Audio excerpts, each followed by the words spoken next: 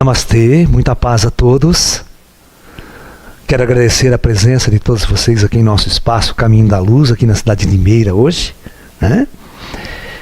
E vamos abordar um tema muito interessante hoje: a arte de viver em harmonia. Como que poderíamos construir um caminho para vivermos em paz e harmonia neste planeta? Ok? Então, eu vou começar com uma história real que aconteceu com um grupo de brasileiros que foi visitar o Sai Baba na Índia. E quando ele recebia as pessoas, era um salão bem grande e ficava tudo cheio de cadeira em volta. Ok? E aí disse que chegou diante de uma mulher brasileira, de uma senhora toda perua, toda enfeitada, toda cheia de joia. O Sai Baba para na frente dele e pergunta: o que você quer de mim? A mulher falou pro Sai Baba assim, ó: eu quero paz.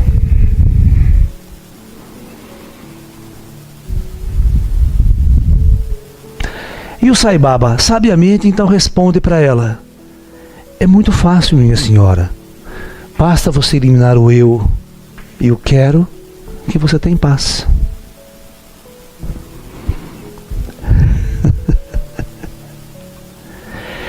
E é em cima deste texto que eu vou começar a minha palestra. Então, para ter paz e viver em harmonia e viver feliz nesse planeta, você precisa eliminar de sua vida o eu e o quero. O eu é o seu ego. E o quero é o desejo.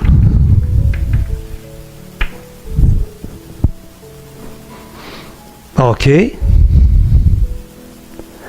Então nós vamos começar eliminando o eu, o ego.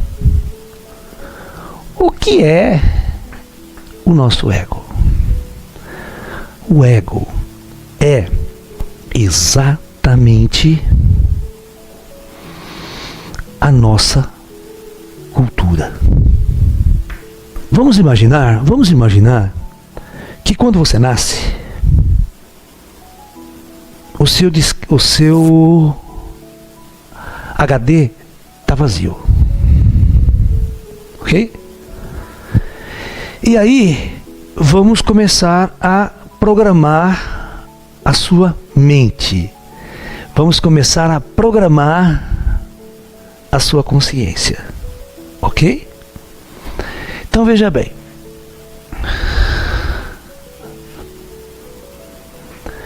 Se você é um cristão, se você é um hindu, se você é um islâmico, se você é um ateu,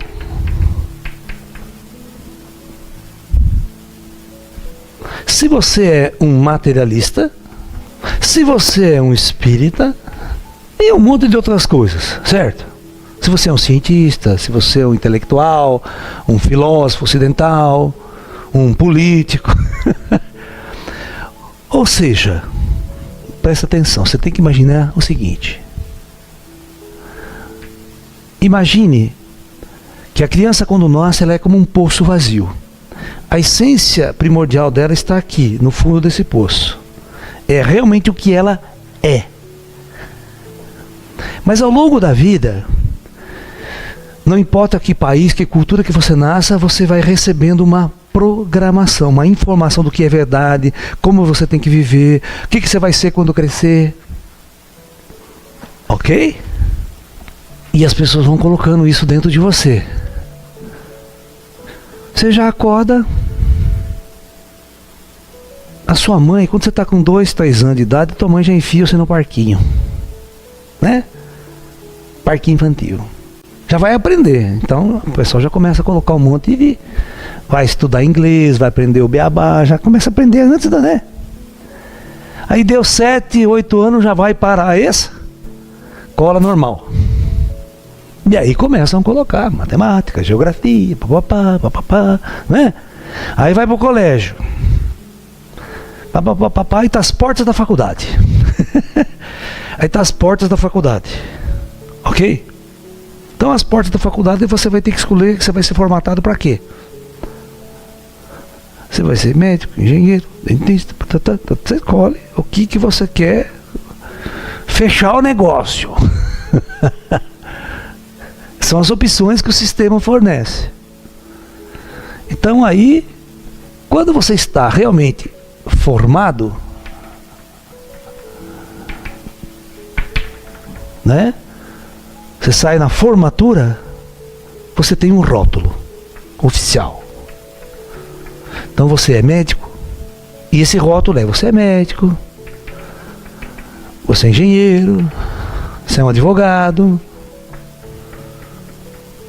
tá? Você vai sendo essas coisas que programaram você. Agora tem também, é óbvio, a programação religiosa. Para quem é religioso, cada um vai receber uma programação de acordo com o seu país, com a sua cultura, a sua religião. E você vai viver em função desses valores que foram programados. Você acorda às 6 horas da manhã, liga a máquina, pum. E aquele androide, aquele robô vai cumprir a programação. Eu sou dentista, então vou trabalhar de dentista. Sou advogado, então vou cumprir a programação de advogado.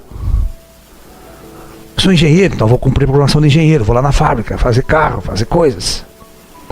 E passa uma vida inteira assim, cumprindo a programação a qual você foi construído.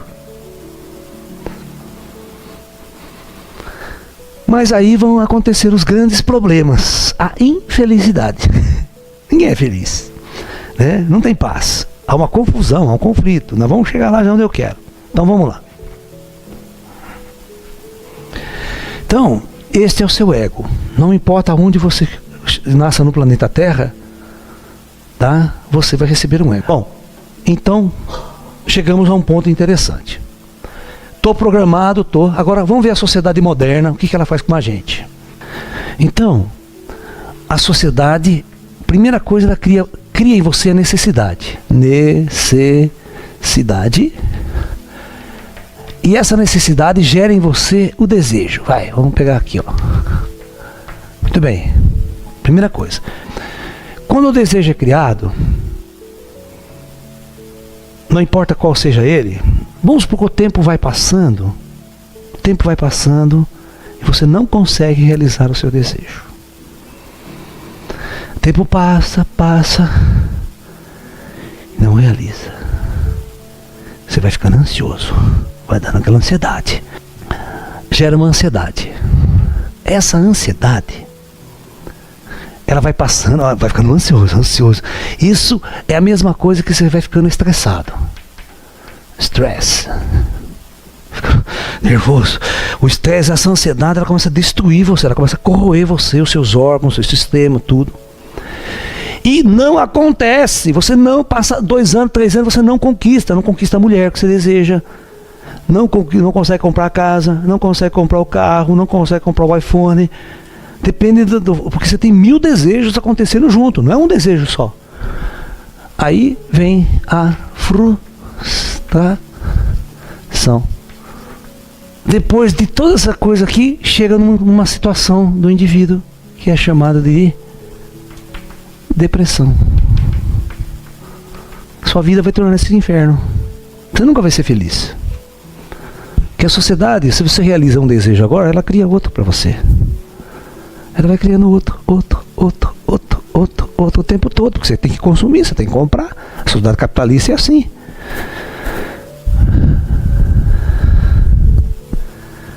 Né?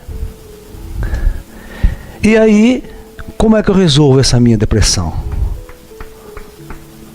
Porque o povo comum, as pessoas comuns que estão envolvidas na programação, elas não conseguem ver o mundo de fora, lá de cima, lá da cidade astral, para tentar qual que é a solução. Ele acha que a solução ele tem que criar outro desejo e realizá-lo, substituir o desejo. Né? Então, veja bem uma coisa importante. O que eu faço?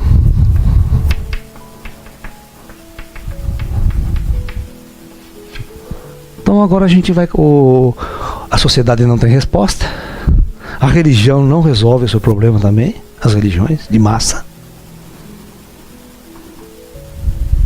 Porque a religião cria outro desejo. O desejo da iluminação. Até o budismo, que é o desejo da iluminação, Quantos frustrados esotéricos não tem? Em depressão. Esotérico em depressão. Porque não adianta criar um outro desejo. A coisa não funciona. Não é por aí. Esse não é o caminho. Então vamos ver o que acontece quando a pessoa não sabe a solução. Vamos ver o que ela vai tentar. Ele vai criar uma fuga. Um mecanismo, a gente chama de mecanismo de fuga. Ou uma compulsão. Ele cria compulsões. Então compulsão à bebida. Compulsão a drogas. Ele não larga da droga. Remédio. Rivotril. Prozac. Fluoxetina. A droga da felicidade que deixa ninguém. Né? Bom, vamos pegar outro tipo de indivíduo que vai fugir dessa realidade, que vai tentar fugir do encontro com seus sentimentos, com as suas emoções. Compulsão a comprar. Compulsão ao trabalho. Ó, isso é interessante, ó. São os mecanismos de fuga criados para você não viver aquela realidade. Porque se você para, vem toda aquela angústia, aquela depressão, aquele sentimento não realizado. Compulsão ao esporte, aquele cara que treina o dia inteiro, faz ginásio, vai na academia o dia inteiro, puxando ferro, o dia inteiro, fica viciado, né? Compulsão à comida. Jogo. Só para vocês verem por que as pessoas não vivem felizes, não vivem em paz. O nosso trabalho hoje é a arte de viver em paz, conquistar esse equilíbrio, essa harmonia. Mas primeiro a gente tem que diagnosticar como é que está nossas vidas. Cada um de vocês tem uma compulsão aí, pode ter certeza. Poder. Até o Osho fala, ele diz assim, que todo indivíduo que está em cargos de poder e exerce o poder é um frustrado de alguma forma. Ele tem uma frustração muito forte para estar ali, se colocar naquela posição e querer estar naquela posição. E gostar de estar naquela posição de poder. Porque o verdadeiro sábio, né? O sábio mesmo iluminado, vai para as montanhas, não quer nem saber se... Ele não entra na sociedade. É engraçado que ele não vai lá na sociedade assumir um cargo de prefeito. Né? Porque ele está resolvido com o simples. Então, você percebe aonde você está aqui? Compulsão à beleza. Aquele cara que fica na frente do espelho, 3 horas, né? Só compra produto da Helena Frankenstein, né? Agora é Jequiti, tá na moda, né? E é plástica aqui, por isso que a pessoa começa a envelhecer. É plástica aqui, plástica ali, porque ela não consegue conceber que ela está envelhecendo, que ela está ficando feia. Ah não tem dinheiro, né? Corta aqui, corta ali, faz tudo, né? Então são todas as compulsões que são uma fuga. Isso chama-se fuga da realidade. Ela não consegue enfrentar os seus sentimentos, suas emoções, porque tudo isso aqui é fuga da realidade, certo? É a fuga da sua incapacidade. Ela não conquistou os seus desejos. Então a pessoa tem 2 sentimentos fortes que ela carrega com ela, né? Além de tudo isso que a gente está falando, né? A depressão, ela leva a saber o quê? Ó, síndromes. A síndrome do pânico hoje em dia.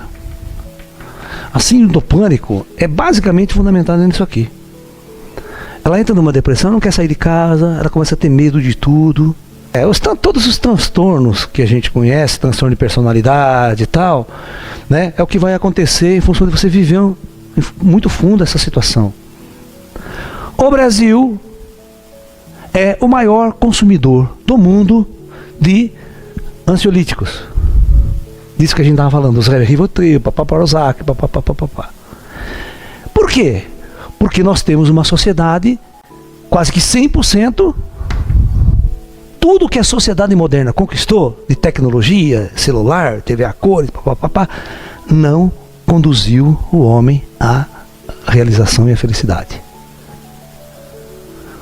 Olha só, então todas as conquistas que vocês chamam de tecnológicas, TV a cores, celular, todos esses avanços, não mudou internamente o homem continua triste, angustiado e vivendo um mundo totalmente de compulsões. E remédio, dorme abaixo de remédio, vive abaixo de remédio. Se não houver, olha, nos próximos anos, uma grande mudança nesse planeta de paradigma, de consciência e de visão de mundo, o mundo vai à extinção. Porque nós vamos ter 100% de pessoas altamente doentes e em conflito, e isso pode levar a uma destruição da sua civilização. Porque você não tem o que oferecer mais para o ser humano ser realizado e feliz. Você não tem mais, a sociedade tentou de tudo. Então por isso que a gente está à beira de uma transição moderna sem precedente na história. Significa que nós estamos à beira de uma grande mudança planetária. Tem que haver uma mudança. Senão, desse jeito, todo mundo em depressão, uma sociedade angustiada, triste, infeliz, depressiva, aonde você vai parar? É inevitável o conflito planetário, é inevitável o conflito nuclear. Muito bem, isso tudo é resultado, você vê que eu estou mostrando que tudo é resultado de uma frustração individual. Forçada por uma condição ideológica que foi implantada. Então veja. Vamos voltar ao princípio de tudo, né? Então, este eu aqui é a nossa programação, é aquilo que eu acredito, é aquilo que eu acho que eu sou, é aquilo que a sociedade fez de mim, e a sociedade faz com que eu seja. E o resultado disso tudo é, lá no fundo, a frustração. Eu não construo um ser realizado e feliz. Perfeito? A maior parte das pessoas, elas são frustradas, vivem de problema, não sabem por quê. Elas não sabem por quê. Elas não conseguem identificar o porquê elas estão nessa situação. Aí sabe o que acontece?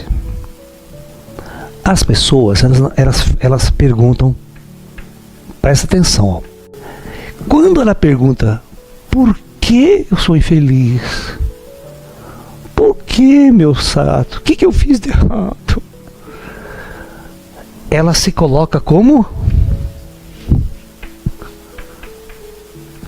E quando você pergunta por quê, você está voltando aonde? Ao passado. Ao passado. Então, as pessoas começam a julgar a sua infelicidade e a sua frustração e a não realização dos seus desejos em função de coisas que ficaram lá atrás no passado. Então a pergunta, por que, está localizada ao passado? A solução do problema está em para que isso aconteceu na minha vida?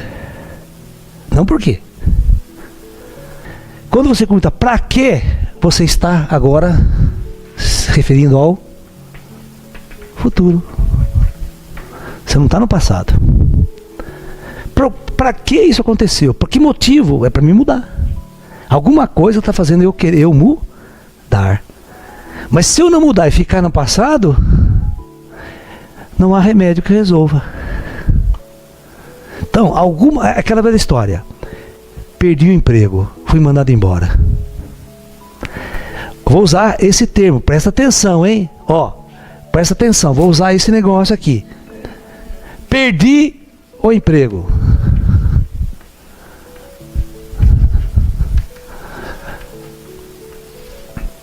Aí você fica, ai meu Deus, por que eu perdi o emprego? O que eu fiz de errado? Eu era um bom funcionário, acordava cedo, não fartava, ia lá, chego embora. Ele fica no porquê, ele se faz de vítima. Agora, quando ele pergunta, para quê? Ou seja, para que isso aconteceu comigo? Para acontecer uma mudança. para que eu acorde, para que eu faça transformações, para que eu cresça, para que eu evolua. Não é ficar 30 anos fazendo a mesma coisinha lá, sabe? A vida é evolução, é mudança, é crescimento, é movimento. Por isso que está o I Ching lá, né? Tudo está em movimento. Se você estagnar, melou. Então, para que as coisas acontecem na minha vida? Para que eu faça mudanças. Para que eu realize transformações. Então eu tenho que pensar para lá e nunca lá atrás. O que tem que acontecer para mudar o paradigma da sociedade e as pessoas focarem numa outra direção? E encontrar a paz, sair dessa escravidão social, sair desse endoidismo e desses valores que a sociedade manda você consumir e leva você a essa depressão, a esse vazio e todas as compulsões. Nós precisamos nos libertar disso. Qual é a saída? Para a gente construir uma vida em paz, equilíbrio e harmonia. Como eu saio dessa condição? Tá? Então veja bem. Então eu vou fazer a seguinte pergunta para vocês. Nós vamos agora apelar realmente para o espiritual. Então o espiritual, né? A solução, veja bem, está numa grande mudança.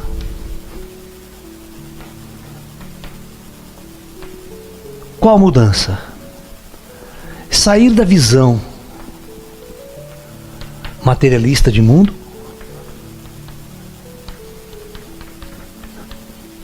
e assumir uma visão espiritual da vida. Ok? Então a primeira coisa que eu vou fazer para vocês é, primeiro motivo, nós temos que fazer uma mudança de paradigma violenta na maneira como a gente vê a nós mesmos. Então, a primeira coisa, somos espíritos que descemos a matéria. Esse é o primeiro ponto crucial. Essa é a primeira mudança fundamental que vocês têm que fazer na visão de mundo. 2, fazer uma pergunta constante. Se somos espíritos e vivíamos no plano espiritual e encarnamos ou reencarnamos, no nosso caso geralmente é reencarnação, por que viemos na matéria? Por que estamos aqui? Então é isso que nós vamos discutir agora. Essa é a mudança fundamental de paradigma. Por quê? Né? Se eu estava numa sociedade muito mais avançada, uma sociedade mais organizada, que é o plano astral, que é o nosso lar, né? Por que o espírito então resolve descer? O que ele ganha vindo aqui? Se ele chega nessa sociedade, só tem conflitos, isso e aquilo, ele vai entrar em depressão, vai ser programado, né? Vamos ver as nossas encarnações. A gente já viveu umas 20 encarnações na Terra. O que a gente era, o que a gente viveu em cada uma delas. Então aí, eu acho que a grande solução é você compreender o que é o Projeto Terra. Por que inteligências avançadas criaram um projeto planetário para que a alma, oriunda das dimensões superiores, viesse à matéria para viver uma experiência? Vocês têm que entender que a morte é a porta para o retorno à nossa verdadeira natureza. Morrer é acordar na marra para o espírito. Se você não acorda em vida aqui para o espírito, para a sua natureza espiritual, você vai acordar na marra morrendo. Então vocês têm que entender que a morte é inevitável. Ela é inevitável, ela faz parte do Projeto Terra. As inteligências avançadas que prepararam a nossa descida na Terra também prepararam o retorno. E ele é inevitável. Todo mundo fala que você dá jeito para tudo, menos para a morte. Enquanto nós estivermos investindo nos nossos desejos materiais, a gente percebe que ele não resolve. Por quê? Primeira coisa é o seguinte: quando você encarna, a lei do karma, olha, a lei do karma nos coloca numa condição, primeira condição da lei do karma, esquecimento. Eu esqueço da minha natureza espiritual. Eu não sei quem sou, nem sei o que eu estou fazendo aqui, nem sei de onde eu vim. aquela amnésia profunda da minha natureza. E quando o indivíduo está nessa natureza amnética, né, ele está vazio, fácil para ser programado.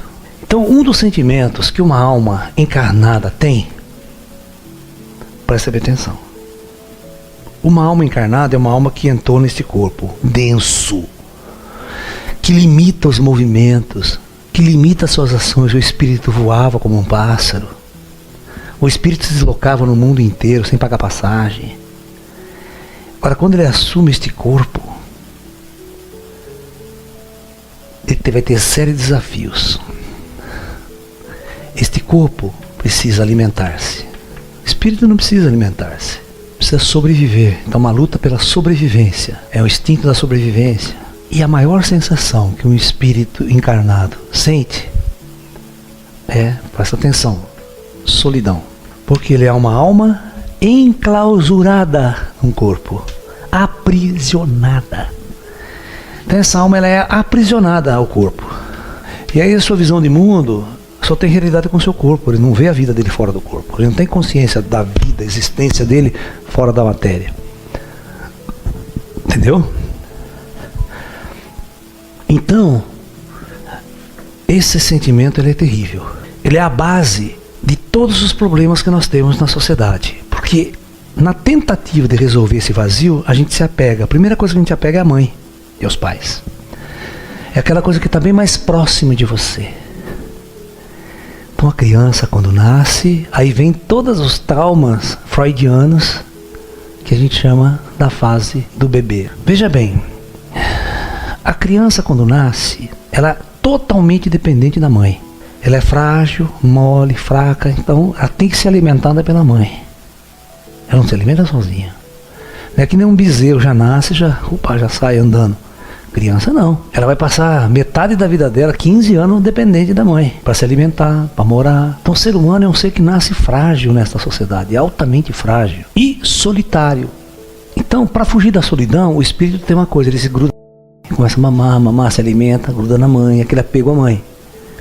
Ok? Ele busca o prazer, busca se alimentar. Quando a criança vai crescendo, o primeiro problema que vai acontecer, quando você pega a criança e coloca ela no berço ao lado. E ela tem que sentir a solidão novamente. Ela está sozinha de novo, cacete. Ih, eu tenho medo de tudo. Ela começa a olhar para o espaço, mas a mamãe está ali. E quando você coloca num outro quarto, para ela dormir sozinha. Todo mundo faz isso, não faz? Aí esse é o quarto das crianças, esse é o quarto do casal. Separa. Essa separação freudiana é terrível. Porque ela vai novamente enfrentar a solidão. Que quando ela estava com a mãe preenchia o vazio da solidão. Então essa criança, ela não sei, ela fica, volta para aquele estágio de solidão terrível, terrível. Então ela pega um ursinho, se apega, abraça o ursinho, ou abraça o travesseiro, você dá um objeto para ele. A menina tem uma boneca, ela pega a boneca, ela tem que dormir com a boneca, ela tem que se grudar ali. Vai percebendo como é que são as atitudes. Freud explica. Freud era bom para perceber essa evolução. Né? Então este apartamento, essa separação gera um trauma violento na criança. Ou que ela vai ter que buscar preencher o vazio novamente de alguma forma. Aí vem as paixões. Angústia da separação. Olha lá, Freud explica. Angústia da separação. Então vem uma depressão. Você está entendendo? A criança já entra numa depressão, numa angústia. E como é que você resolve isso? Então quando ela vai crescendo, quando ela entra na puberdade aos 13, ela vai procurar essa solução no outro. Ela não pode apegar-se à mãe. Tem agora o complexo de Édipo, né?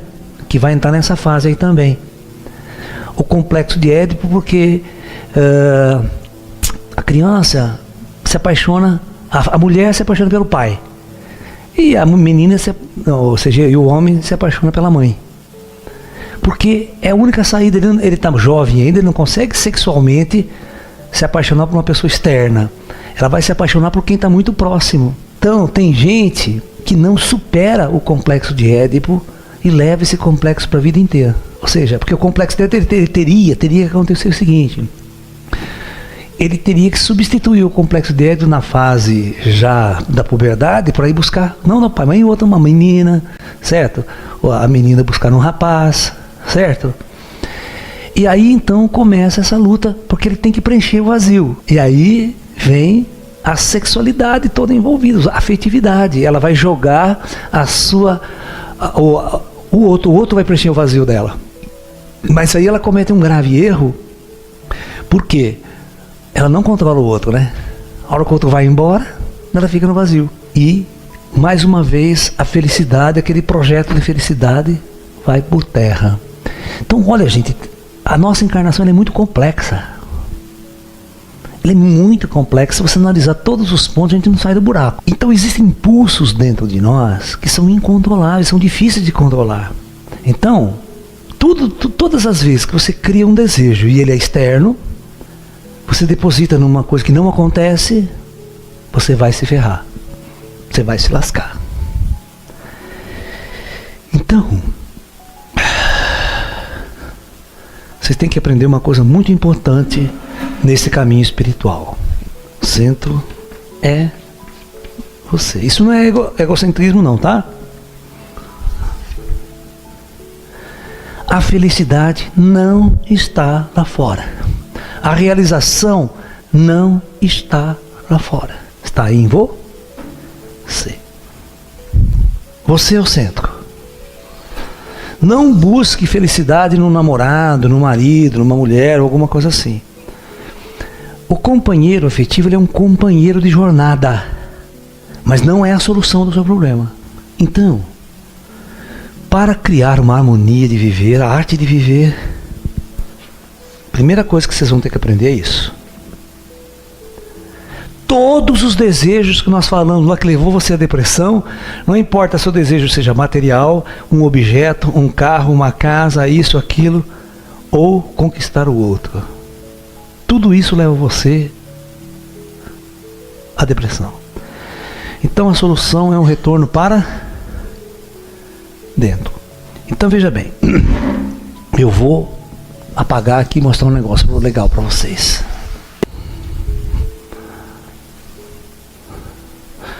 O que tinha aqui embaixo antes de você colocar as coisas? Você. Esse é você. Tudo que foi colocado aqui dentro só chegou a esse ponto, encheu o poço, encheu você, está transbordando. Por isso quando você vai no Zen, lá o mestre começa a encher a sua xícara de chá e derramar, lembra? Que é o clássico do conto Zen, né? Um ocidental vai lá para aprender com o mestre Zen, né? E o mestre Zen pergunta, quem é você? Ele fala, sou engenheiro, sou mestre, fiz pós-graduação, doutorado não sei aonde, mestrado.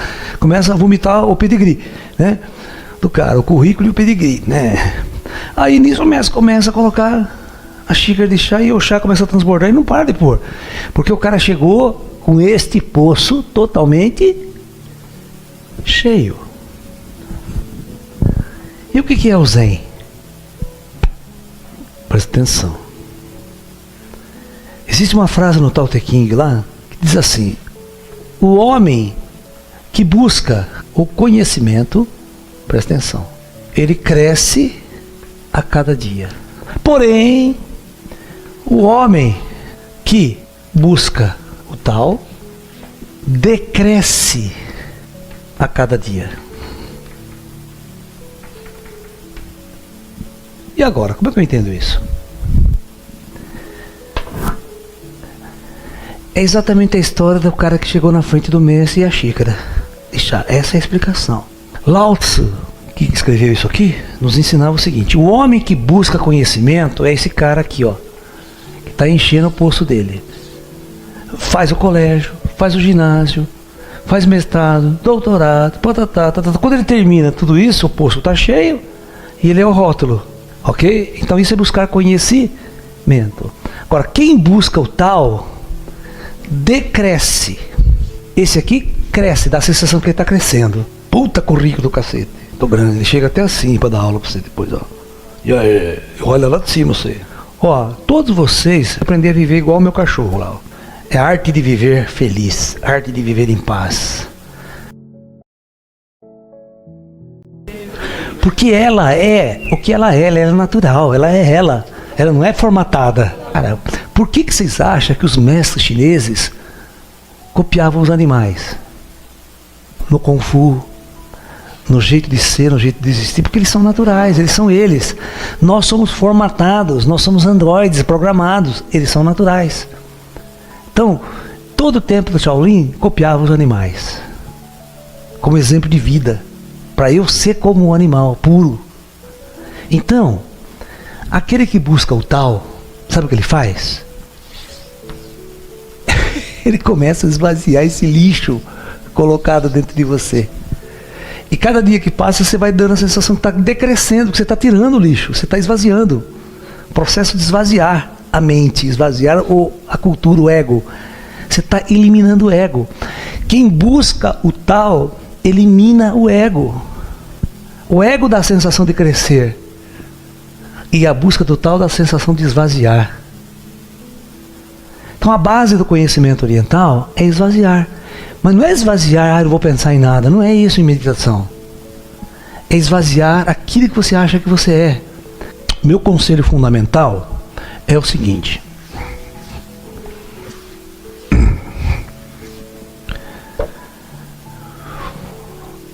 Vamos. Primeira coisa é estudar. Vocês vão achar muito engraçado isso. Mas é o seguinte, a nossa ocidental, por incrível que pareça, ele está na mente. Ele foi programado pela mente. Ok? Então eu vou usar a ferramenta da mente para tirar ele da mente. Olha que louco. Tá? Então você vai fazer assim, você vai estudar o quê? Estuda taoísmo. Veja outros princípios. Estude budismo. Ok? Depois você estuda o Zen budismo. Estuda essas três correntes. Aí você vai estudar, pode estudar o hinduísmo também. Estude. Sabe o que é estudar? Não é ser. É aprender. Não precisa vestir a roupa dos caras. Sabe? Não precisa vou entrar no mosteiro agora. Não. Seja lalaísta. Lalaísta é, estamos no mundo aí. Estudamos de tudo, aprendemos com o ZT, aprendemos com o cachorro. Tudo são nossos mestres. Né? Vai estudar. Você vai ver que isso aqui vai ajudar você a mudar a sua forma de pensar. Aí você vai praticar yoga, pode praticar o tai chi, pode até praticar o kung fu se você for jovem, mas focando o seu objetivo é iluminação. Só que é o seguinte, objetivo sem desejo. Olha, presta atenção, objetivo sem desejo. Porque você não pode trocar o desejo material por um desejo espiritual, vai dar zebra. O cara chega assim pra mim, Laércio, puta, eu tenho uma vontade de ter um contato com ET, o que eu faço para ter um contato com ET? Eu falo assim pra ele, olha, coloque esse desejo forte na sua vida e espere. Mas o que eu faço? Estude, se prepare, volte para o seu espírito. A hora que o ET achar que você está pronto, ele vai dar o contato para você. Não sou eu que levo você para o contato. Porque as pessoas chegam para mim e falam assim, Laércio, pô, você é contatado, você não me leva para ter um contato com o ET? Me leva lá, mostra o disco voador. Eu não posso fazer isso. Porque quem decide com quem contata são eles, não sou eu. É eles que escolhem com quem eles querem contatar. Vocês estão entendendo o que eu estou falando? A mesma coisa o espírito. Laércio, você não queria ver um espírito, cara? Espera ele aparecer para você. Mas você não pode levar eu ver o espírito? Eu falei, eu? Não. A única coisa que eu, Laércio, posso fazer é te ajudar nessa jornada espiritual. No momento especial de sua jornada espiritual, o espírito vai te orientar, o teu mestre vai aparecer, o ET vai aparecer, alguém vai aparecer que vai dar uma ajuda na sua jornada. Ok? Então,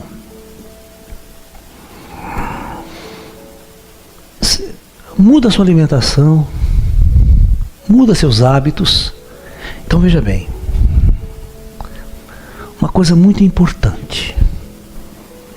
Essa é a primeira, vamos estudar. Segunda, mude sua vida. Não tenha medo de fazer essa mudança. Mude. Que a partir do momento que você começa a focar a sua vida na busca da espiritualidade, na busca do despertar, na verdade, que é a iluminação. Quando eu coloquei aqui o objetivo iluminação, iluminação traduz por desper. Tá, eu preciso lembrar quem eu sou. quem eu era antes de reencarnar, o que eu fazia lá no astral. E qual foi os planos que eu fiz para descer? Porque todo mundo faz plano para descer. Será que eu estou executando os planos que eu fiz antes de eu encarnar ou reencarnar? Ou eu fui corrompido pela sociedade e pela minha programação deste mundo? A jornada espiritual é um encontro com o verdadeiro sentido do que realmente nós estamos fazendo aqui. Então, quando você desapega, desapego é eliminar o desejo. Então isso significa desapego. E quando você começa a tirar esse lixo todo, vai acontecer a paz. É viver em harmonia. Aí você começa a amar os animais, começa a amar as plantas, as flores. Você para olhar uma formiga, você para alimentar um pássaro, ver, ajudar toda essa harmonia. Como é bom você ter animal em casa, cara. Você tem um gato. Você aprende com o gato todos os dias, como que ele é, como que ele se comporta, como que ele vive. O amor que ele dá para você é o mesmo que você dá para ele. Se você não der amor para ele, ele não dá amor para você. Ele tem todo um processo de troca. É uma harmonia, uma simbiose. Então, o universo está sempre trocando com você. Então, mude sua vida. Isso faz parte do taoísmo, que é a base do I Ching, que é mutação. A mutação é a base do crescimento, que significa mudança e transformação. Mude de emprego, mude de esposa, de mulher, mude de tudo. Tudo que está enchendo o saco da tua vida, estiver travancando o seu progresso, mude, transforma. Você não está preso. Nós criamos as prisões. Nós podemos eliminar as prisões. Nós criamos a prisão do emprego, nós criamos a prisão do casamento, nós criamos um monte de prisões que depois você não consegue sair. Mas você pode sair.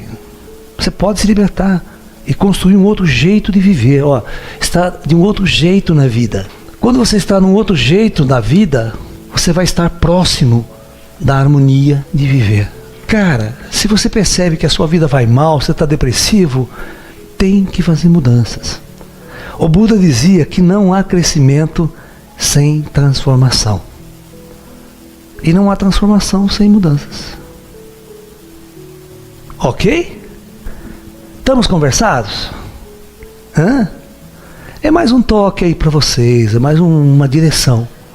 Namastê, muita paz, muita luz a todos.